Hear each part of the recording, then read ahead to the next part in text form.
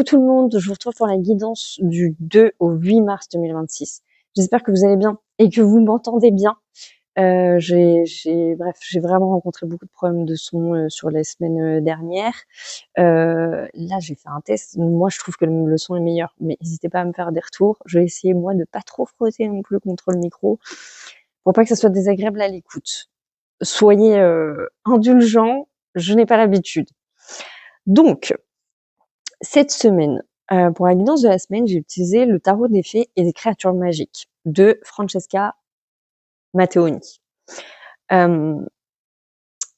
C'est super intéressant pour le coup là ce qui se passe au niveau des énergies. Sur le début de la semaine, on a le 7 de coupe. Il y a 2 cartes à chaque fois qui sont tombées cette semaine. Voilà, c'est pas toujours la même chose. On a le 7 de coupe. Cette carte, elle vient vraiment nous indiquer de souhaiter, de rêver. Elle nous rappelle que vouloir, c'est se tromper, et que c'est pas grave en fait. Et on nous demande de vouloir beaucoup, plein de choses différentes. Il y a une notion d'opportunité également. Vous verrez dans vos vies là ce que ça veut dire. Soit c'est saisir des opportunités qui se présentent à vous, soit c'est réfléchir aux opportunités que vous aimeriez bien qui se passent en fait. On est dans Mercure rétrograde là depuis le 20 février, je crois, le 20 février, approximatif, jusqu'au 20 mars. Donc c'est quand même une grosse période. Ça veut pas dire qu'il va rien se passer, mais c'est quand même, le Mercure qui est rétrograde, c'est quand même un gros moment d'introspection. Donc c'est une réévaluation, une réinitialisation, donc une vraie opportunité de réfléchir à ce qu'on veut vraiment. Donc on nous demande vraiment de nous connecter à ses rêves, de souhaiter tout ce que vous voulez, en fait, vraiment. C'est le moment de se faire plaisir de ce point de vue-là. Et que il n'y a pas de petits rêves. C'est pour ça que vouloir c'est se tromper. J'aimais bien cette phrase qui se trouvait dans le livret parce que on peut, enfin je sais pas si c'est des choses qui vous arrivent, mais moi ça m'est déjà arrivé de me dire oh mais ce rêve-là il serait trop cool, mais c'est trop grand, c'est pas, ça m'est pas accessible, je peux pas rêver aussi grand. Et ben là c'est vraiment le mouvement inverse qu'on nous demande, c'est au contraire, mais si rêve grand, fais-toi plaisir, sois vraiment source de création dans tes rêves et ne mets pas de limites. Et la carte qui accompagne du coup le 7 de coupe, c'est le 3 d'épée. Et le 3 d'épée, il vient vraiment, pour le coup, lui nous dire, c'est un cœur blessé. Je sais pas si vous voyez bien à l'image. Très souvent, en fait, quand on lâche nos rêves ou quand on a du mal à y croire et à s'y accrocher, c'est parce qu'en fait, on a connu tellement de blessures que petit à petit, on s'est refermé. Et du coup, par rapport à ça, cette semaine, on nous demande vraiment de justement nous poser la question, qu'est-ce qui a fait? Alors, il y a 2 versants. Ça peut être nous poser la question de qu'est-ce qui a fait qu'à un moment donné, j'ai fermé mon cœur. Je pense à des personnes qui peuvent avoir renoncé à l'amour parce que soit cœur blessé, soit trop compliqué à gérer, trop de gestion finalement, voilà, trop de complications, trop de choses à bouger à l'intérieur de soi, donc on préfère renoncer plutôt que de se dire bon allez, je vais mettre ça en mouvement dans ma vie. Donc souhaiter et en même temps bien se poser la question de ok, mais où est-ce que mon cœur il est ouvert, où est-ce que mon cœur il est fermé? Est-ce que c'est vraiment une opportunité de pouvoir ouais, réévaluer et réinitialiser encore? Alors je sais que c'est long parce que je vous parle de réinitialisation, je crois, depuis le début de janvier, et qu'on peut avoir cette impression de réinitialiser depuis toujours finalement. Et il y a du vrai finalement là-dedans. Mais là, on a vraiment un soutien particulier. Et après le 20 mars, on a l'entrée dans le printemps.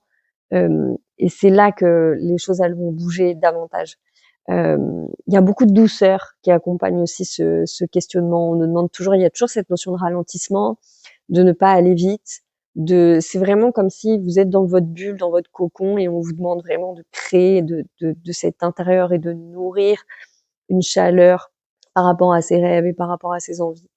Donc voilà, début de semaine, rêvez, cherchez tout ce que vous pouvez vouloir, espérer de la vie, c'est vraiment le moment de le nourrir à fond.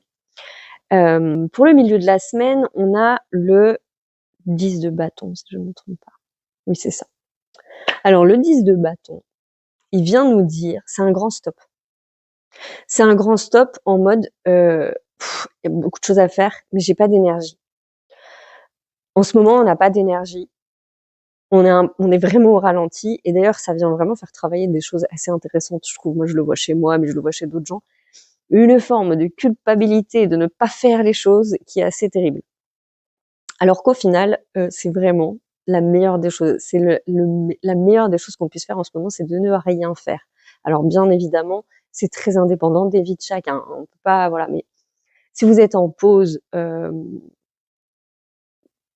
peut-être une pause forcée d'ailleurs, hein, parce que ça peut du coup s'exprimer sous forme de plein de choses, mais d'être immobilisé, c'est vraiment une bonne chose. Nourrissez ces moments-là parce qu'ils sont super importants. Il se passe plein de choses. Je suis vraiment au ralenti. J'ai beaucoup de mal à travailler en ce moment. Du coup, je travaillais vraiment que par petites tranches, en découpé dans la journée. Mais je constate qu'à chaque fois que je me pose, à chaque fois que je me repose, qu'est-ce qui se passe? Qu'est-ce qui rentre comme information? Qu'est-ce qui se passe comme connexion? C'est assez impressionnant. Donc, on nous demande vraiment d'être au repos, au ralenti, de ne pas chercher les stimulations. Donc là, il y a un stop à mettre. Juste dans le OK, j'ai pas besoin de tout gérer là, parce que la deuxième carte en plus qui accompagne le 10 de bâton, c'est le 3 de denier. Et le 3 de denier, là, il vient nous dire, il y a presque la notion de déléguer. Il y a la notion de se faire aider par d'autres personnes.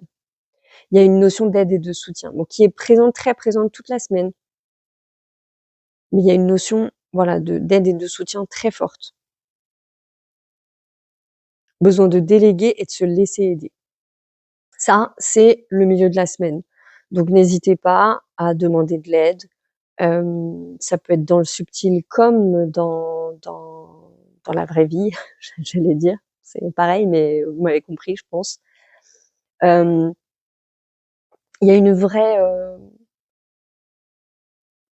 vraie attention à mettre à ce qu'on s'offre à soi-même, en fait. Parce que ça commence par nous et c'est toujours bien de se le rappeler, en fait, que tous les changements commencent par nous-mêmes et que là, on a vraiment, vraiment besoin de se retrouver à l'intérieur de soi. Autre chose aussi, mais j'en parlerai sur la carte thématique de pour la fin de semaine. On a une très belle fin de semaine, très très belle fin de semaine. C'est le roi de denier.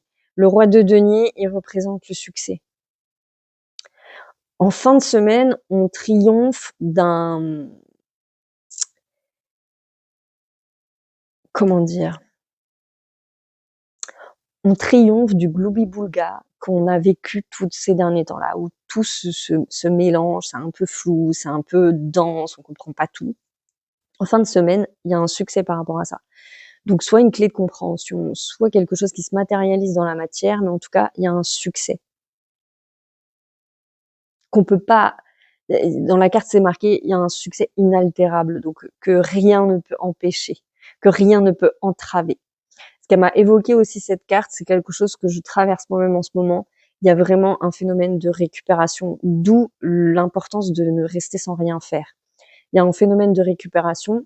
Moi, je vis quelque chose de très puissant en ce moment, par rapport justement à quelque chose que je récupère, de l'ordre de mes racines, de l'ordre que dans mon histoire c'est un petit peu particulier, mais je pense que je l'ai déjà dû le dire, mais j'ai des racines asiatiques de par mon papa que je ne connais pas, enfin que je connais pas, que je n'ai jamais rencontré et qui ne m'a pas élevée.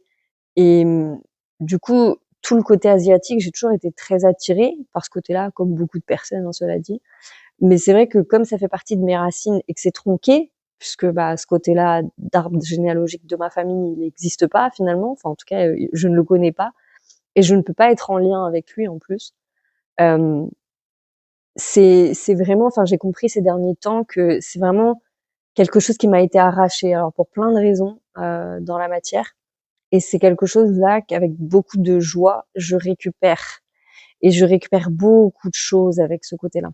Bah, c'est de cette notion-là. Alors le transgénérationnel peut travailler énormément. Ça peut être, une connexion à d'autres types d'origines, bien évidemment, mais là, je crois qu'on est vraiment au niveau des ancêtres, on est au niveau d'une sagesse en plus. Il y a vraiment, la notion de transmission des ancêtres, de quelque chose qu'on récupère et il y a enfin un phénomène de récupération. Donc on a ce succès et il y a rien qui peut nous l'enlever. Rien, rien, rien. Et la carte qui accompagne, c'est le 4 d'épée du coup, et le 4 d'épée, ai-je perdu la carte? Ah non, elle est là, elle est cachée. Le 4 d'épée du coup, eh ben, il vient nous symboliser le repos là. C'est le repos réparateur, la pause, la notion de guérison. Donc je trouve qu'elle accompagne très très bien le roi de denier pour le coup, parce qu'elle vient vraiment nous rappeler que d'une part, c'est en se reposant là qu'on récupère ce qui nous est dû, mais en plus, il y a la notion de bon, t'as bien travaillé, tu peux te reposer enfin. Prends le temps de te reposer vraiment, de choyer même cette énergie de retour, de la nourrir. Encore une fois, d'où l'importance j'ai beaucoup ce mot-là à l'esprit, cette notion de nourrir. Et c'est pour ça qu'on nous demande de ralentir, parce qu'on peut pas nourrir quelque chose quand on est dans la précipitation. Et c'est déstabilisant, je trouve, en ce moment. Je crois pas que je sois la seule à le vivre. C'est déstabilisant cette notion de de justement de récupérer certaines choses sans effort finalement. Donc ça vient aussi faire beaucoup travailler, je pense que je suis pas la seule à avoir, beaucoup de compréhension et de choses qui tournent autour justement de l'abondance, parce qu'il y a cette notion-là aussi d'avoir des choses sans effort.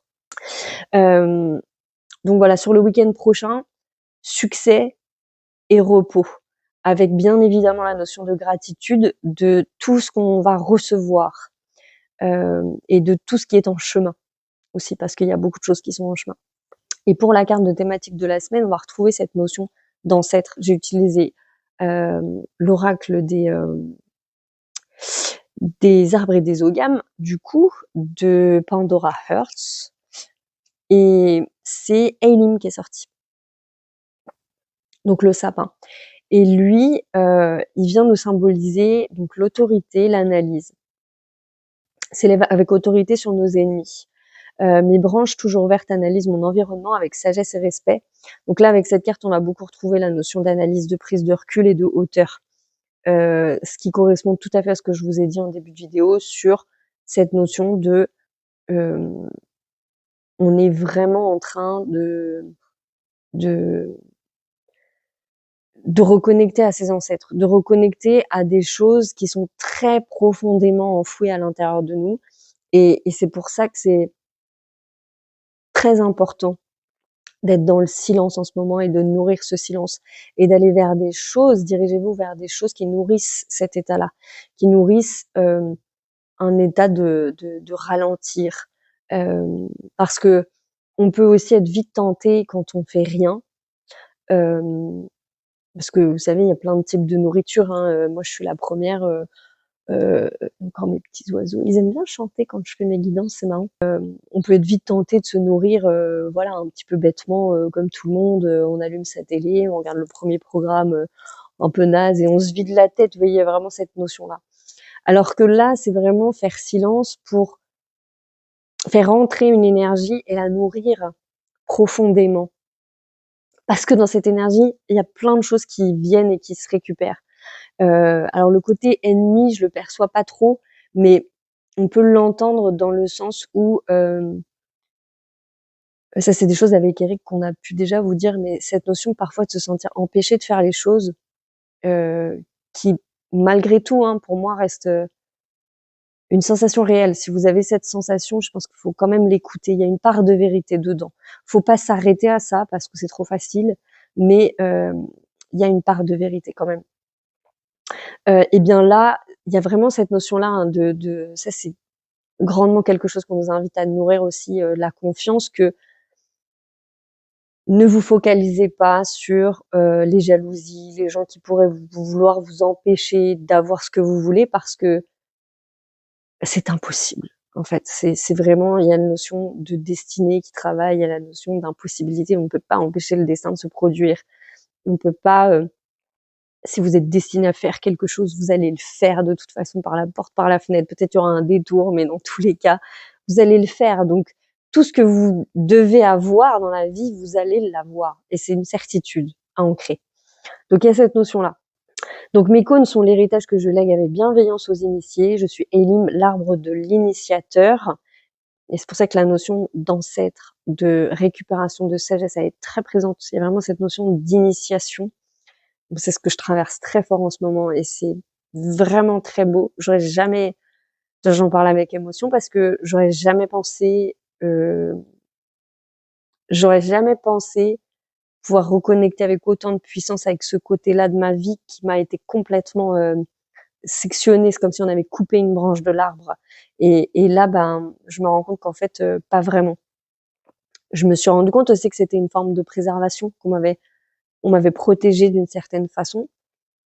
Parce que justement dans ma lignée, il s'est passé des choses qui ont fait que il y a eu du déshonneur et parce qu'il y a eu du déshonneur, bah, il a fallu que je sois coupée de cette énergie pendant toute une partie de ma vie. Et là, du coup, il y a une guérison de la lignée justement parce que là, je récupère, mais plus du même espace.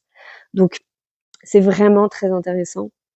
Dans un tirage, Elim est le symbole de l'espoir et de la protection, de l'autorité et de la confiance, de l'analyse et du bilan, de la transmission et du patriarche. Donc on retrouve l'énergie du père, du guide. Et ça peut du coup être, moi je vois la connexion que j'ai, c'est avec une arrière-grand-mère. Donc c'est voilà, c'est garder le côté ancêtre, pas forcément patriarcal. Euh, il indique un allié qui vous montre la voie tout en vous prévenant des dangers. Et il vous engage à écouter les conseils qui vous sont prodigués. Ça aussi, c'est important et ça vient nourrir vraiment ce travail sur l'intuition dont je vous rabats des fois les oreilles, mais qui n'est pas un travail en soi, mais qui demande vraiment à s'écouter au quotidien et à nourrir cette capacité à s'écouter, même si ce qu'on entend, peut-être, c'est un petit peu bizarre, même si ce qu'on vient nous susurrer à l'oreille, là, c'est un peu étonnant. Voilà, c'est important. C'est très important de nourrir ça. Excusez-moi, je me suis perdue. Elim exprime également votre capacité à regarder votre situation dans son ensemble. Cette facilité à voir les tenants et les aboutissants et votre analyse de ceux-ci vous permettent d'avancer avec confiance. Il démontre parfois que votre énergie imposante force le respect d'autrui. Elim indique également que vous êtes conscient de votre aura de meneur. Il y a aussi une notion de conscience. Alors pas forcément sur l'aura de meneur en tant que telle, mais une conscience de ce qu'on est véritablement et de la place qu'on peut avoir dans la société, dans le monde, dans son entourage. Il y a aussi quelque chose qui guérit, je crois, à ce niveau-là, de la place qu'on a ou qu'on a eue dans nos familles, qui ont souvent été, pour ceux qui me regardent, ceux avec qui j'échange régulièrement, ont souvent été des places de vilains petits canards, de reclus dans un coin. Et ben, il y a un phénomène de guérison là-dessus, sur le fait c'était pas vraiment le reflet de la réalité, même si ton ressenti était juste, c'est-à-dire qu'on t'a bien rejeté pendant une partie de ta vie pour ce que t'étais, parce qu'en fait, les autres n'étaient pas en capacité de comprendre quelque chose que toi-même tu n'avais pas compris de toi ou tu n'avais pas vu de toi. Il y a quelque chose de cet ordre-là. Elim vous invite parfois à vous inspirer de vos ancêtres, de leur action, pour trouver l'inspiration et mener à bien vos projets de manière plus pragmatique. Il a dit qu'un héritage ou un legs. Dans un tirage spirituel, il exprime vos liens avec les sphères supérieures ou encore avec respect des traditions. Et Elim vous indique une élévation tant morale que spirituelle. Et ça, c'est vrai que c'est très actuel parce que moi, je le vois du coup en reconnaissant avec ses racines, en reconnectant avec ses racines asiatiques, bah, je me rends compte que la tradition asiatique, elle est quand même pleine de conscience. Elle est pleine de conscience et elle est pleine de ce lien justement familial qui est très important.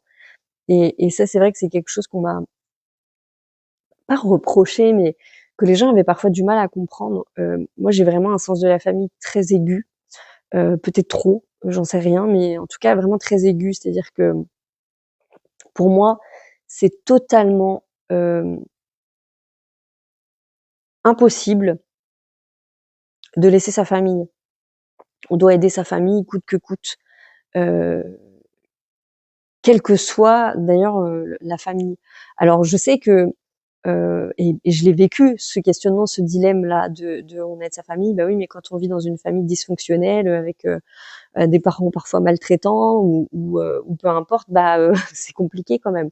Et je crois toujours qu'on a besoin des fois de prendre de la distance, voire même de se protéger en coupant les liens. Attention, hein, ça c'est vraiment propre à chacun. Je crois qu'on peut pas faire de règle générale. Mais malgré tout, à chaque fois, je me suis rendu compte que malgré tout, il y a des choses qu'on peut pas enlever. On est le fruit d'un père et d'une mère, on est le fruit d'une histoire, qu'on soit d'accord ou pas avec cette histoire, que qu'elle soit bizarre ou qu'elle ait du sens ou pas, mais en tout cas, moi je me suis beaucoup fait la réflexion par rapport à mon père, parce que je connais pas mon père et pour autant je lui ressemble beaucoup, ne serait-ce que physiquement. Et ça, bah, j'avais beau pas le connaître, chaque fois que je suis devant mon miroir, en fait, je la vois cette partie de mes origines, en fait, je peux pas y échapper. Et et en ça, c'est quelque chose, en tout cas, à mon sens, qui doit être en réflexion, qui doit être en travail. Et après, on fait, c'est très important ce que je suis en train de vous dire, parce que je veux pas, faut pas tout mélanger. Si vous ressentez le besoin de couper avec votre famille, écoutez ce besoin. D'accord? C'est très important. Mais si vous êtes en réflexion par rapport à ces choses-là, si c'est des choses qui sont compliquées parce que vous faites des allers-retours entre j'ai envie de couper les ponts, mais en même temps j'ai envie de reprendre, et en même temps vous avez peut-être aussi un sens aigu de la famille qui fait que c'est ce qu'elle dit dans Lilo et Stitch, mais j'aime beaucoup, c'est on n'abandonne pas sa famille, quoi, même si elle est compliquée. Euh, c'est vraiment le fruit d'un cheminement, en fait, c'est ça que j'essaie de vous dire, c'est le fruit d'un cheminement. Il faut toujours s'écouter. Personnellement, j'ai toujours écouté les moments où je devais couper les ponts avec ma famille. Euh, et en même temps, j'ai toujours écouté aussi ces moments où je revenais. Et je me rends compte là qu'avec tout ce qui s'est passé ces dernières années, ces derniers mois, euh, à chaque fois, le retour, il est différent parce qu'en fait, on a dosé ses limites, euh, on les a testées, on a réaligné les relations, on les a guéries, on a permis. C'est pour ça que je dis quand vous sentez le besoin de couper les ponts, coupez les ponts, parce que dans ce coupage de ponts, il se passe énormément de choses énergétiquement. Donc c'est pour ça que je suis intimement convaincue également que quand on le ressent, c'est important de le faire. Et peu importe la durée que ça prend, ça peut prendre 10 ans, ça peut prendre 5 ans, ça peut prendre 2 mois, mais il se passe quelque chose. Dans cet arrêt, dans cette coupure, il se passe quelque chose. Et ça travaille, en fait. Donc, faut toujours écouter toutes les parts de nous, en fait. C'est ça que j'essaie de vous dire. J'espère que vous m'avez compris parce que je suis en train de partir un peu loin, mais c'est important parce que quoi qu'on en dise, la famille, elle est centrale, qu'elle fait partie des choses sacrées. C'est pas pour rien qu'elle est au centre de beaucoup de religions, mais de sagesse, hein. Prenez toutes les sociétés traditionnelles, la famille a une place immense, en fait. Et la famille, même au sens élargi, c'est-à-dire les êtres aussi, il y a des êtres qui sont auprès de vous, qui sont pas de votre famille de sang et qui pour autant composent cette famille. Donc c'est très important. Euh, voilà. Euh, j'ai terminé, je crois, la carte. En tout cas, profitez bien de cette semaine. Voyez bien que Elim nous renvoie, hein, vers cette énergie là de Mercure rétrograde, hein, très clairement, qui nous invite à prendre le temps, réinitialiser, aller dans des choses simples. Quand vous sentez un petit peu de densité, ramenez de la légèreté. Dansez, chantez, faites vraiment des choses légères, parce que c'est important aussi ça en ce moment de laisser la joie rentrer. Voilà, je vous souhaite une très belle semaine, vraiment. J'espère sincèrement que le son était mieux. Encore une fois, voilà, n'hésitez pas à me faire des retours et puis moi j'ajusterai en fonction. Voilà, je vous embrasse et prenez bien soin de vous.